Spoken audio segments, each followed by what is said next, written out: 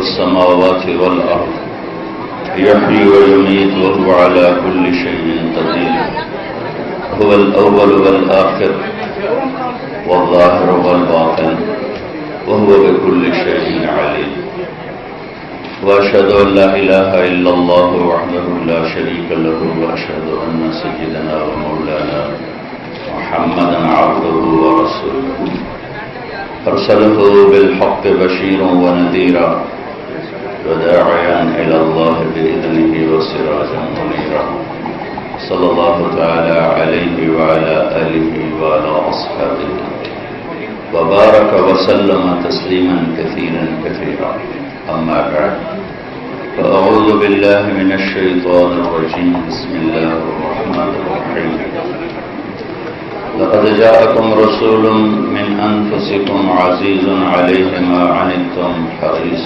عليكم بالمؤمنين رؤوف رحيم فإن تولوا فقل حسبي الله لا إله إلا هو عليه توكلت وهو رب العرش العظيم وقال النبي صلى الله تعالى عليه وسلم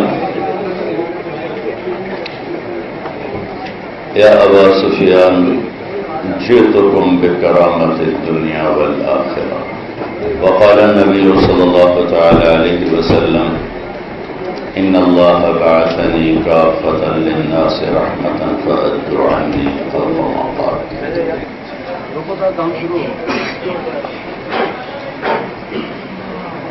اللہ تبارک و تعالیٰ نے ایک آیت میں ہمیں مقصد زندگی سمجھایا ہے وما خلقت الجن والانس الا ليعبدون ما اريد منهم من رزق وما اريد ان يطعمون ان الله هو الرزاق ذو القوة المتين کہ میرے بندو میری بندیوں تمہیں پیدا کرنے کا مقصد یہ ہے کہ تم میرے بندے بن کے چلو.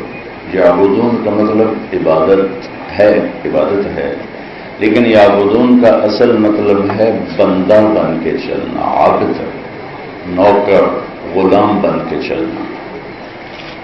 اس آیت کے تحت علماء نے لکھا ہے کہ ہر انسان کے اندر جیسے اللہ نے بھوک اور پیاس رکھی ہے، آپ بہت بڑے وکیل ہیں، آپ کو بھوک لگے گی، بہت بڑا بادشاہ ہے، اسے بھوک لگے گی، بہت بڑا علامہ ہے، بھوک لگے گی، پیاس لگے گی. یہ ایک اللہ نے فطری نظام اس کے اندر رکھ دیا.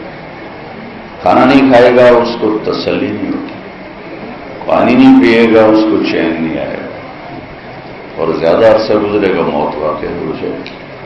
ایسے ہی میرے بھائی بہنوں اللہ نے ہر انسان کی روح میں اپنی اور اپنے حبیب کی ایک چپ رکھی، ایک سسٹم رکھا ہوا ہے. جسم روٹی تک نہ پہنچے تو بے قرار ہے، نہ بیوی اچھی لگے گی، نہ بیوی کو خامد اچھا لگے گا، نہ بچے اچھے لگیں گے، نہ اپنا چیمبر اچھا لگے گا. پانی نہ ملے دنیا کی کوئی چیز اچھی نہیں لگتی. ایسے ہی جس روح سے اللہ اس کے رسول کا تعلق نکل جاتا ہے اس سے زیادہ بے قرار روح دنیا میں کوئی نہیں ہوتی. اب اس لیے میں نے ایک مادی مثال دی کہ آپ بھوکے کو روٹی نہ کھلائیں، دنیا کی ہر چیز دے دیں، اسے کیسے چین آئے گا؟ آپ پیاسے کو پانی نہ پلائیں اور اسے سونے چاندی میں تول دیں، اسے کہاں سے چین آئے گا؟ وہ کہے گا یار ایک گھٹ پانی دے دو، سونا چاندی نہ دے، ایک گھٹ پانی دے دو، میں نے زیور نہیں چاہیے، ایک لقمہ روٹی دے دے، بس ایک لقمہ روٹی دے دے. بالکل ایسی ہی پکار ہر انسان مرد عورت کی روح میں اللہ تعالیٰ نے اپنی اور اپنے رسول کی ڈال دی ہے. جب تک اسے اللہ نہیں ملتا اندھیروں میں بھٹکا ہوا مسافر یا لق و دق صحراؤں میں سرگرداں مسافر اتنا بے قرار نہیں ہوتا جتنا اللہ اس کے رسول کو کھو دینے والا انسان بے قرار ہوتا ہے. اتنا اندیکھی راہوں پہ چلنے والے مسافر میں بے قراری اور بے چینی نہیں ہوتی جتنی اللہ کو اور اس کے رسول کو کھو دینے والے مرد یا عورت میں بے قراری اور بے چینی ہوتی ہے. یہ ایک نیچرل سسٹم ہے. جیسے ہم بھوک کے سسٹم کو آف نہیں کر سکتے اللہ اس کے رسول کی طلب کے سسٹم کو آف نہیں کر سکتے. بڑے سے بڑا ہم تو خوش قسمت ہیں کہ ہمیں اللہ کے رسول کا تعارف ہے. جن کو تعارف نہیں، جو کلمے سے محروم ہیں، جیسے ان کی روحوں میں اضطراب ہے، بے چینی ہے، بے قراری ہے، وہ روزانہ مرتے ہیں اور روزانہ جیتے ہیں، پل پل میں مرتے ہیں، پل پل میں جیتے ہیں کہ یہ کائناتی نظام اوپر سے چلتا ہے اور اس کا اعلان ہے اللہ اللہ اللہ. یہ ایک سائرن ہے، سائرن اللہ. ویسے تو ترجمہ ہے بھائی تو بیٹھ جائے اب یہاں. اللہ اللہ ایک سائرن ہے کہ غور سے سنو، غور سے سنو. بذکر اللہ تطمئن القلوب، کہ یہاں اگر چین دیکھنا چاہتے ہو، پانا چاہتے ہو تو صرف اللہ کو پاؤ گے تو یہاں تمہیں سکھ چین ملے گا. اللہ کے سوا ہر دھن دولت حاصل کرو، یہاں کوئی چیز تمہیں سکھ پہنچانے والی نہیں آ سکتی. وہ اللہ اللہ اللہ. آپ بہت بڑے وکیل بن جائیں، آپ بہت بڑے علامہ بن جائیں، آپ کی شہرت چہار سو پھیل جائے، آپ کے لیے پروٹوکول گاڑیاں ہوں، ہٹو بچوں کے شور ہوں، لیکن اگر یہاں اللہ اس کے رسول کا تعلق نہیں ہے تو رب ذوالجلال کی قسم ایسے مچھلی نہیں تڑپتی جیسے یہ انسان تڑپتا ہے. یہ میرے اللہ کا اٹل فیصلہ ہے کہ جذبات پر اللہ کا قبضہ ہے. سب سے زیادہ ڈپریشن کے مریض امریکہ میں ہیں. اور آپ کو عجب بات سناؤں، میں دنیا پھرا ہوں، سوئٹزرلینڈ جیسا خوبصورت ملک میں نے آج تک نہیں دیکھا، اور وہاں قانونی طور پر خودکشی جائز. آپ ہاسپٹل جائیں، ڈاکٹر سے کہیں میں مرنا چاہتا ہوں، وہ آپ سے سائن لے گا، ٹیکا لگا کے آپ کو ختم کر دے گا. دنیا کے ہو سکتا ہے اس سے بھی حسین ملک ہوں، لیکن میں نے اتنا حسین ملک نہیں دیکھا. اور ایک انسان غریب نہیں، سب مالدار ہے، سب خوشحال لوگ ہیں، اور وہیں خودکشی قانوناً جائز ہے، قانوناً الاؤ ہے کہ آپ اپنے آپ کو ختم کر سکتے ہیں. کہ اندر کی بے قراری، بے چینی وہاں تک پہنچی ہے کہ وہ مرنا چاہتے ہیں، مرنا چاہتے ہیں. ہم خوش قسمت ہیں، ہمیں اللہ اس کے رسول کی پہچان ہے.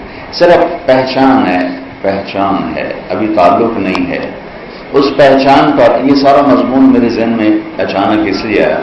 میں نے آپ کا یہ جو دیکھا، جمع ہونا، گرمی، شدت، مستورات، مرد کھڑے بیٹھے چاروں طرف یہ کیمرے والے، اس کا مطلب ہے کہ میرے پاس تو کوئی دولت نہیں، نہ میں آپ کو کوئی ڈگری دینے آیا ہوں، نہ کوئی آپ کو کوئی انعام بانٹنے آیا ہوں.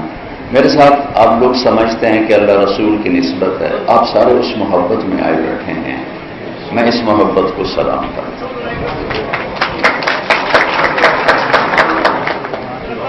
اغراض کی دنیا، غرض کے لیے لوگ جمع ہوتے ہیں، لیکن یہاں جو غرض ہے وہ ہے، غرض ہے ان کی، آپ کی، وہ صرف اللہ اس کا رسول ہے، اس کے علاوہ اور کوئی نہیں. اور یہ لاشعوری محبت ہر انسان کے دل میں ہوتی. اگر یہ دروازہ بند ہو جاتا تو زیادہ اچھا.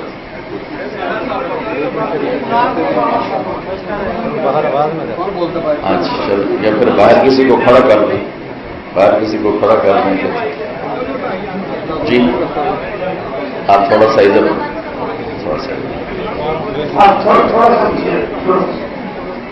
ٹھیک ہے.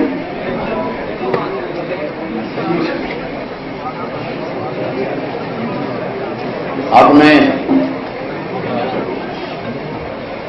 رنگیلے کا نام سنا ہوگا. رنگیلا ہمارے مشہور کامیڈی اداکار تھے.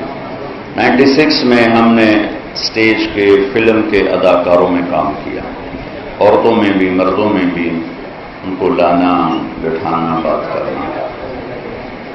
تو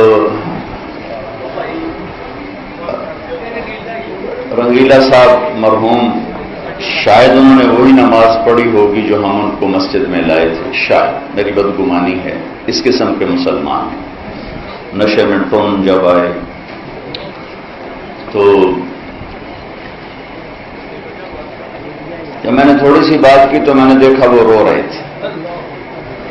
جی آنسو، کوئی میں نے آنسو گیس تو نہیں چھوڑا تھا.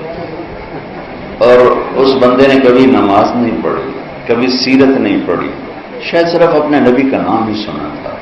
لیکن وہ چپ وہاں بھی ایکٹیویٹ تھی، تو ایسے زارو قطار رو رہے تھے، زارو قطار رو رہے تھے۔ انہوں نے کھڑے ہو کے جب بیان ختم ہوا کہ میرے بھی 3 دن لکھو، میں 3 دن کے لیے جماعت میں جاؤں گا۔ اچھا، اللہ سے کیسا تعلق ہے؟ کوئی نماز نہیں، اس کا بھی واقعہ سنا تھا۔ کہنے لگے میں نیپال گیا، فلم کی شوٹنگ تھی، تو وہاں ایک مندر ہے جہاں صرف ہندو جا سکتا ہے، مسلمان نہیں جا سکتا، سکھ نہیں جا سکتا، عیسائی نہیں جا سکتا، صرف ہندو۔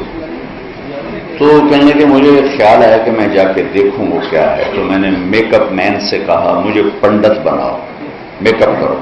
سر سے بال تو بالکل اڑ گئے تھے، تو اس نے چوٹی لگا دی لمبی کر کے، ادھر رنگ لگا دیے، ادھر لگا دیے، ادھر لگا دیے۔ تو انہوں نے 2 پیلے کپڑے، کہنے لگے میں نے 2 پیلی چادریں لے لی اور 2 کڑے لے لیے لکڑی کے، اور ایسے ہی جوتا بھی پنڈتوں جیسا، اور وہ پیسے لے لیے ٹوٹے ہوئے۔ اور میں جب پہنچا دروازے پر تو میں نے نعرہ لگایا ہرے رام۔ تو اب ایکسپریشن تو ان کا اپنا ان کا پیشہ تھا، تو انہوں نے سمجھا بدنی ہے کیڑا بلا مہاراج آ گیا، ان کا مہاراج جے مہاراج، تو سارے وہ گیٹ کیپر جے مہاراج۔ انہوں نے جب دروازہ کھولا تو یہ بڑے چلے اس چال سے، تو لوگ آ کے پاؤں چھونے لگے، یہ پیسے تقسیم کرنے لگے، تو وہ اور ان کے نعرے لگ گئے مہاراج کی جے مہاراج جے مہاراج۔ کہنے لگے میں نے بڑی چس صحیح لے گیا تھا کامی بن، اور تھوڑی دور گیا تو کہنے لگے میرا کلیجہ اچھل کے یہاں آ گیا۔ ساری زندگی نماز نہیں پڑھی ہے، لیکن اللہ سے تعلق بتا رہا ہوں، کلیجہ یہاں کے اچھل کے یہاں آ گیا۔ کہ آگے میں نے کیا دیکھا، ایک فل سائز سونے کی گائے تھی، اور سارے ہندو اس کو سجدہ کر رہے تھے۔ تو میں نے کہا وہ کم بخت، وہ تو آیا کیوں تھا؟ اب اگر تو سجدہ کرتا تو تیرا ایمان جاتا ہے، اور سجدہ نہیں کرتا تو تیری جان جاتی ہے، اب کیا کرے گا؟ کہنے کہ میرے تو خانیوں چھوٹ گئی، پر پھر میں نے اپنے آپ کو سنبھالا، چلتا گیا۔ جب قریب آیا تو میں نے کہا یا اللہ تو گواہ ہے، میں گائے کو سجدہ نہیں کر رہا، میں تجھے سجدہ کر رہا ہوں۔ اللہ اکبر، منہ طرف گائے کے اللہ اکبر۔ یا اللہ، ایک منہ طرف خانے کعبے ہوتا ہے، یا اللہ میرا منہ طرف گائے، اللہ اکبر، سجدہ میں تجھے کر رہا ہوں۔ اللہ نے اس امت کو بڑا امتیازی بنایا ہے۔ اللہ نے ہمیں چنا ہے، اللہ نے ہمیں چنا ہے۔ موسیٰ علیہ السلام پر جب تورات اتری، تو انہوں نے اس میں پڑھے اس امت کے حالات کو، گئے کوہ طور پر، کہنے لگے یا اللہ انی اجد فی الالواح امتا ہم خیر امت یأمرون بالمعروف وینہون عن المنکر رب اجعلہم امتی۔ اللہ آپ نے میری کتاب میں لکھا ہے کہ ایک امت بعد میں آنے والی ہے جو سب سے اعلیٰ امت ہوگی، وہ بھلائی کے داعی ہوں گے، برائی سے روکنے والے ہوں گے، اور تیرے اوپر ایمان لائیں گے۔ یا اللہ وہ امت مجھے دے دے۔ موسیٰ علیہ السلام لاڈلے نبی تھے۔ اللہ نے فرمایا موسیٰ دل کا امت و احمد، وہ آپ کی نہیں، وہ میرے آخری نبی کی امت۔ موسیٰ علیہ السلام رب اجد فی الالواح امتا اناجیلہم فی صدورہم یقرؤونہا۔ اللہ وہ یہ بھی لکھا ہے کہ وہ امت اپنی کتاب کی حافظ ہوگی۔ تورات، زبور، انجیل کوئی حافظ نہیں تھا سوائے نبی، صرف نبی کو یاد تھی، نبی کے علاوہ کسی کو یاد نہیں تھی۔ تو کہا یا اللہ وہ تو اپنا سارا قرآن یاد کر لیں گے۔ میرا شاگرد میرے مدرسے میں رمضان آیا، چھٹیاں ہو گئیں، کوئی حافظ پڑھانے والا نہیں تھا، وہ صبح بیٹھتا تھا، شام تک ایک پارہ یاد کر کے عشاء میں سنا دیتا تھا۔ اس نے 1 مہینے میں قرآن یاد بھی کیا اور سنا بھی دیا۔ اللہ نے اس امت کو ایسی استعداد عطا فرمائی کہ ان کا قرآن ان کے سینے میں ہے، نمازوں میں پڑھتے ہیں، تراویح میں پڑھتے ہیں، یا اللہ یہ امت مجھے دے دے. اللہ نے کہا نہیں، تلک امت احمد، وہ تو میرے احمد کی امت. پھر کہ یا اللہ اجد فی الالواح امتا کفارۃ ذنوبہم الصلوات الخمس، ان کے تو گناہوں کا کفارہ ان کی نمازیں بن جائیں گی. وہ فجر پڑھیں گے، رات کے گناہ معاف ہو جائیں گے، ظہر پڑھیں گے، فجر اور ظہر کے درمیان کے معاف ہو جائیں گے، عصر پڑھیں گے، مغرب پڑھیں گے، عشاء پڑھیں گے، ساتھ ساتھ ان کی شیٹ صاف ہوتی رہے گی. یا اللہ وہ امت مجھے دے دے. تو اللہ نے کہا تلک امت احمد. رب اجد فی الالواح امتا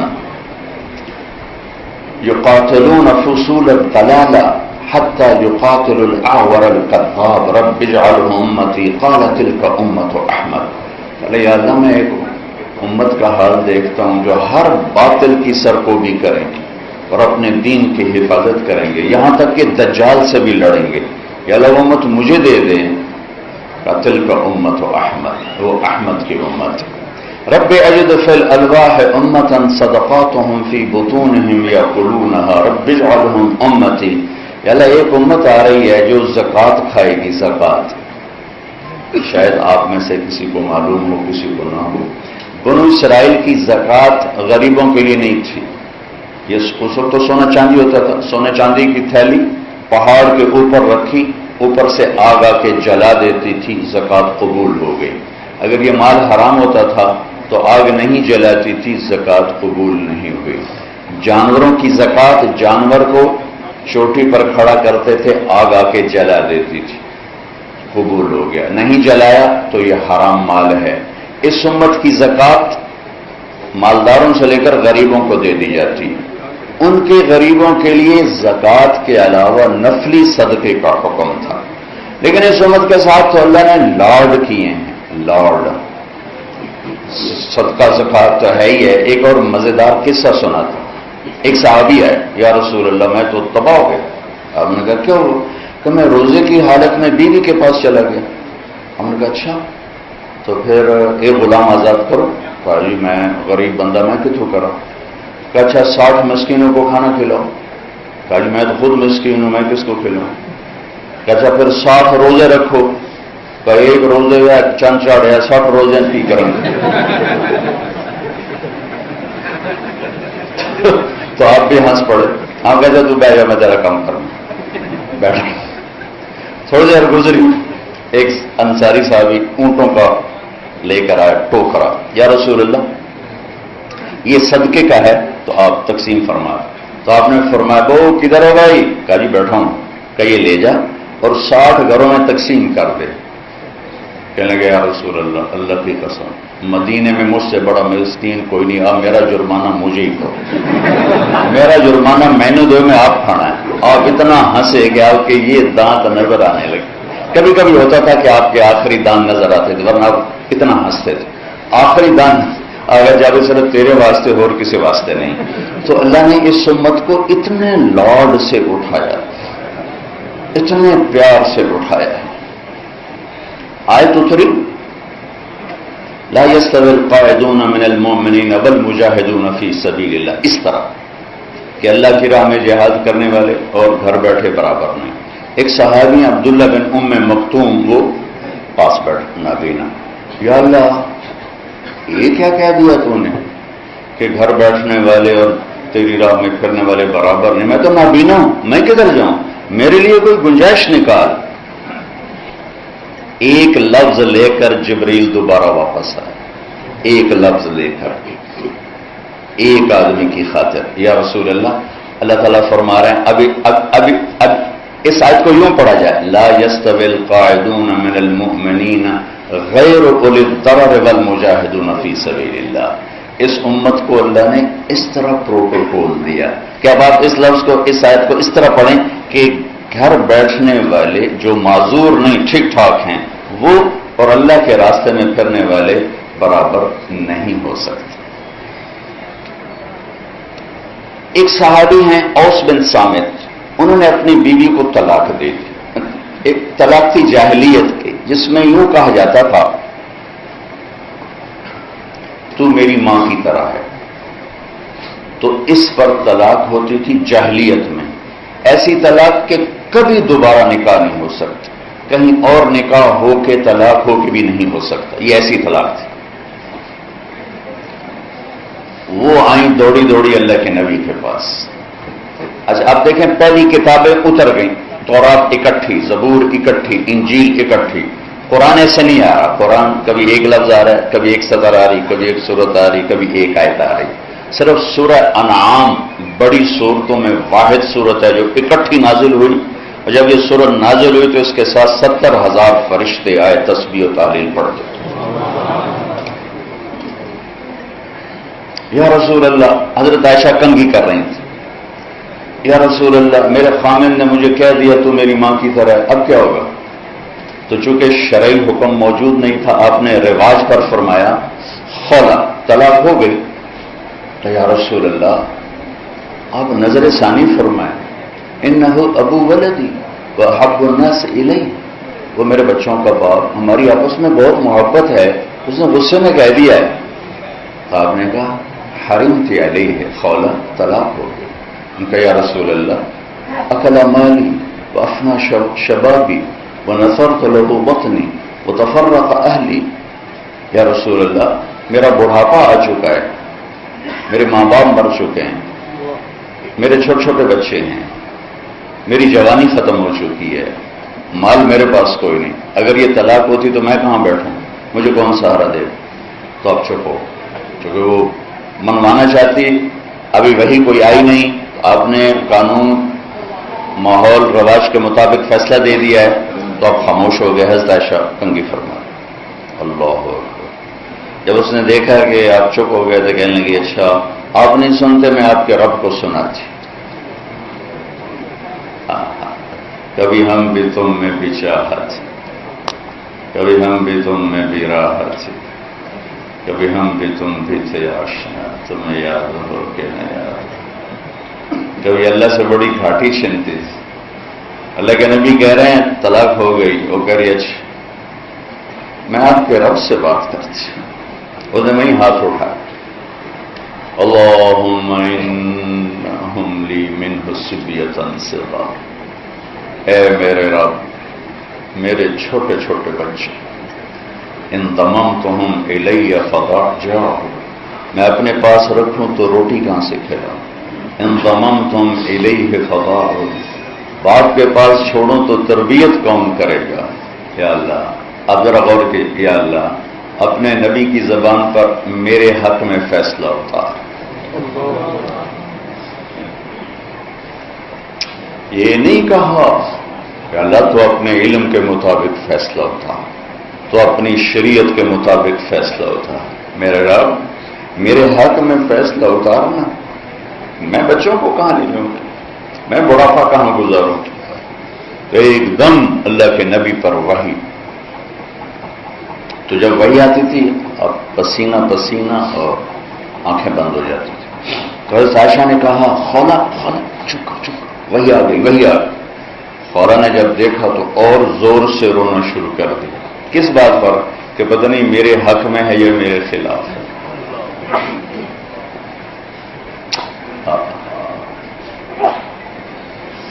جب وحی ختم ہوئی تو آپ نے پسینہ پہنچا اور مسکراتے ہوئے فرمایا خولا تجھے مبارک ہو، اللہ نے تیرے حق میں فیصلہ دے دیا۔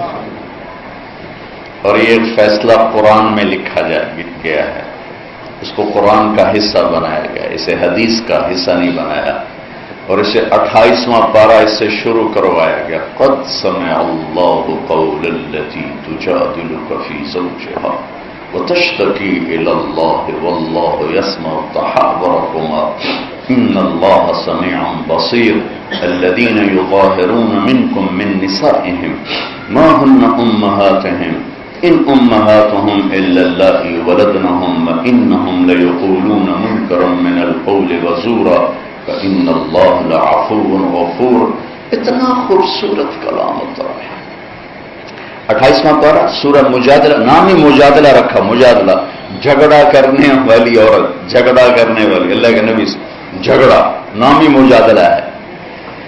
ہاں ہم نے سن لیا اس کی بات کو جو آپ سے بات کر رہی تھی، یہ تو ترجمہ ہے، لیکن صورتحال کیا ہے جو ترجمہ کبھی حقیقت کو نہیں بتایا کرتا. یہ جو الفاظ ہیں یہ کیا بتا رہے ہیں، میں وہ آپ کے سامنے پیش کرنا چاہتا ہوں کہ اے میرے محبوب، یقیناً اللہ نے سنا، میں نے نہیں کہا. قد سمعت، لفظ اللہ، میرے محبوب اللہ نے اپنی اس بندی کی فریاد کو سنا جو آپ سے جھگڑا کر رہی تھی اپنے خامند کے بارے میں.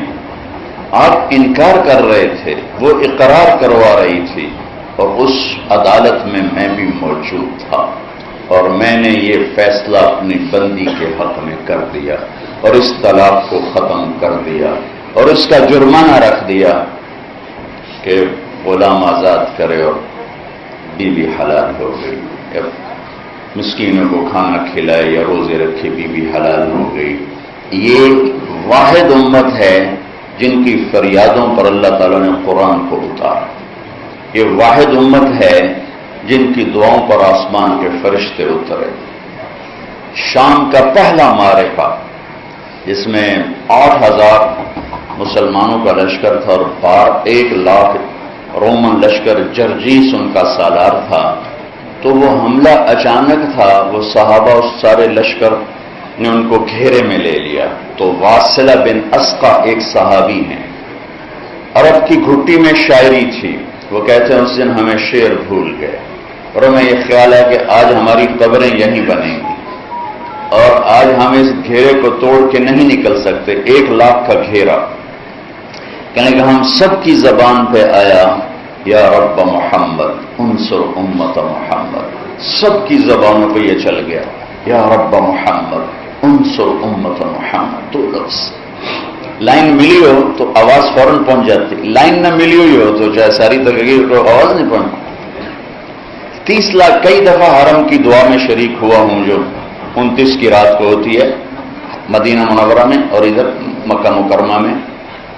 پونا گھنٹہ ہاتھ اٹھا کے کھڑے ہوئے ہیں اور سارا حرم چیخ رہا ہے، مرد عورت عرب عجم امیر غریب بمے دعا کروانے والے امام صاحب کی، اور 5 کلومیٹر تک سڑکوں پر لوگ کھڑے ہوئے ہیں، چیخ و پکار ہے، آہ و پکار ہے.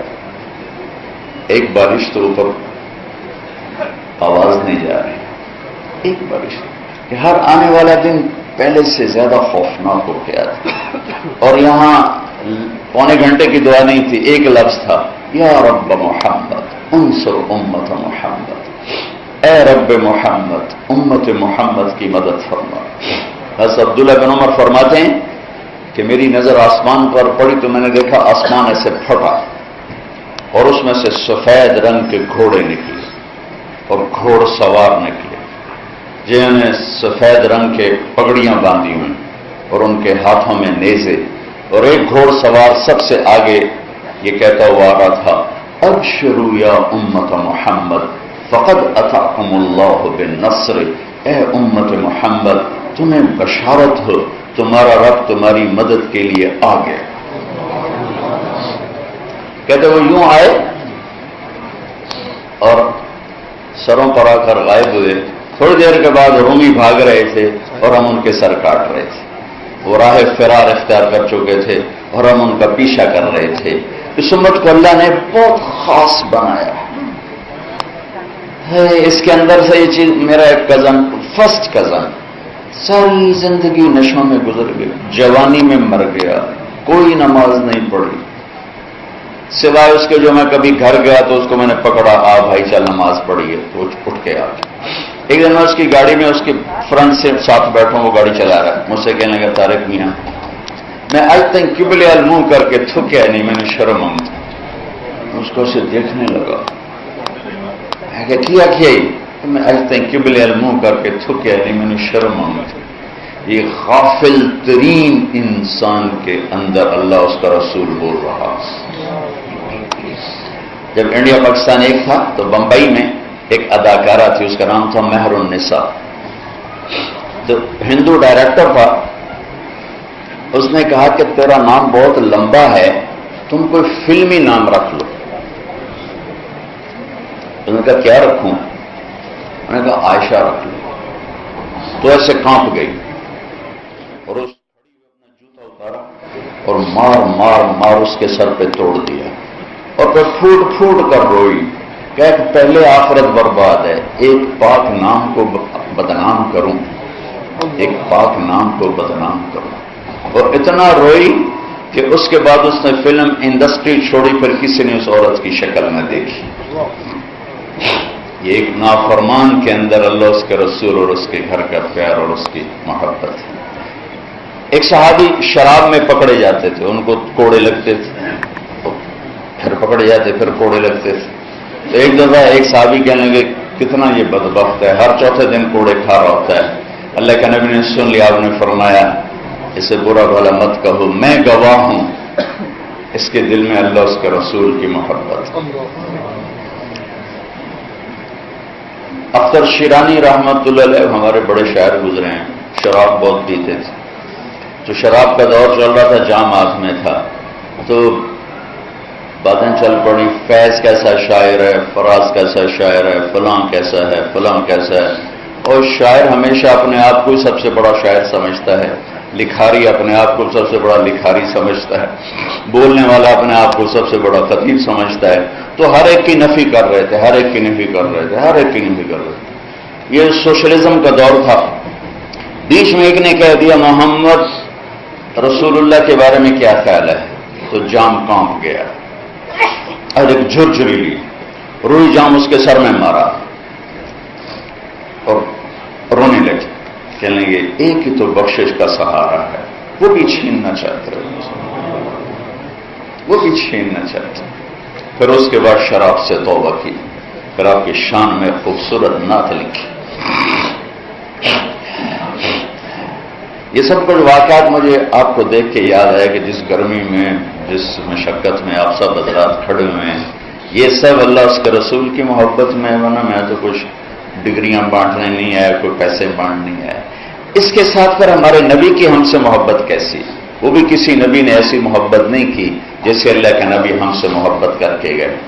آپ کو سب سے زیادہ پیار حضرت عائشہ سے تھا، آپ ان کے گھر میں تشریف لائے کہ یا رسول اللہ میرے لیے دعا تو فرمائیں، تو آپ نے فرمایا اللہم اغفر لعائشہ ما تقدم من ذنبها وما تأخر وما اسرت وما اعلنت، یا اللہ عائشہ کے اگلے پچھلے سارے گناہ معاف فرما، اور چھپ کے کھل کے کیے سارے گناہ معاف فرما، جتنے بھی کیے اللہ سارے معاف فرما۔ تو عائشہ رضی اللہ تعالیٰ عنہ خوشی سے زمین پر لیٹ گئیں اور ایسے لوٹ پوٹ ہونے لگی، تو آپ نے فرمایا عائشہ کیا بات، اتنا خوش ہو رہی ہوں، آپ نے اتنی بڑی دعا کی میرے لیے، میں خوش نہ ہوں؟ کہ عائشہ یہ دعا میں اپنی امت کے لیے روزانہ مانگتا ہوں، تمہارے تو کہنے پر مانگا ہے، تمہارے کہنے پر ہاتھ اٹھائیں، لیکن اپنی امت کے لیے یہ دعا میں روزانہ مانگتا ہوں۔ کسی نبی نے دنیا سے جاتے ہوئے آنے والی امت کو یاد نہیں کیا۔